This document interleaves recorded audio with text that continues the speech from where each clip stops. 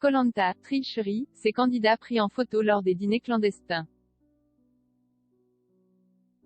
Cette édition restera gravée à jamais. Rien ne s'est déroulé comme d'habitude et les héros du jeu ont totalement dérapé.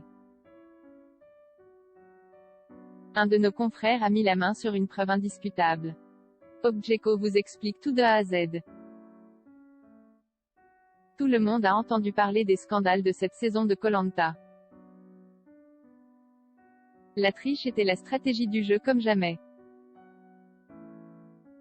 Grâce à notre confrère Le Figaro, on a enfin la preuve que des dîners clandestins ont bien eu lieu.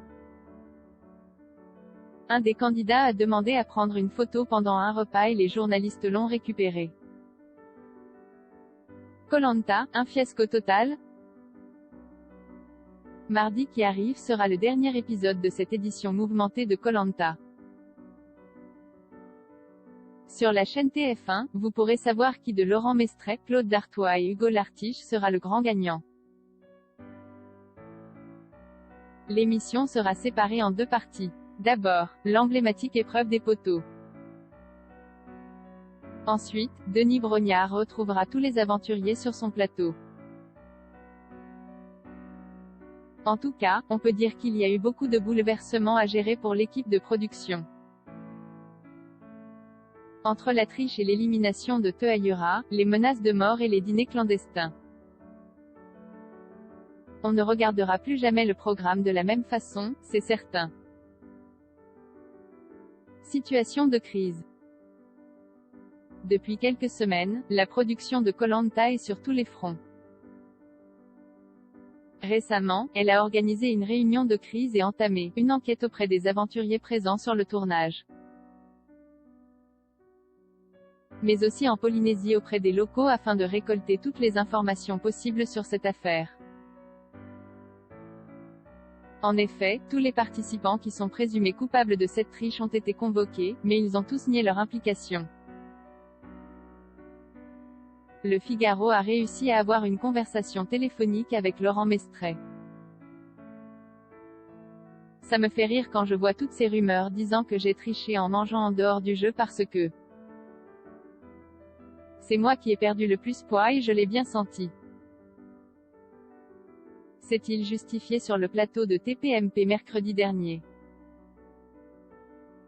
Kumba aussi a fait un passage chez Cyril Hanouna et a totalement réfuté les accusations de repas clandestins. Je suis sortie la première de la réunification, comment tu veux que je mange? Chronologiquement, ça ne coïncide pas, dit-elle. Quant à Claude Dartois, il se défend en évoquant une vendetta. On apporte les preuves de ces accusations, dit-il au journaliste de Public. Comment identifier les vrais coupables? N'en déplaise à Claude Dartois, des preuves ont bien été trouvées. D'après les informations du Figaro, 5 candidats se retrouvent sur un cliché. En plus, cette photo n'a pas été prise dans le dos, mais à la demande des aventuriers. Ces derniers semblaient être amusés par ce contexte et voulaient garder un souvenir de ce moment. Mais, cette photo a fuité. Le scoop circule très vite, de téléphone en téléphone, jusqu'à arriver dans les dossiers de la production de Koh-Lanta. Celle-ci ne s'est pas encore exprimée sur ce sujet. En effet, elle réfléchit à la meilleure décision à prendre. Est-ce que la victoire va être attribuée à un candidat ou pas? Point. Est-ce que le chèque de 100 000 € va être gardé par la production?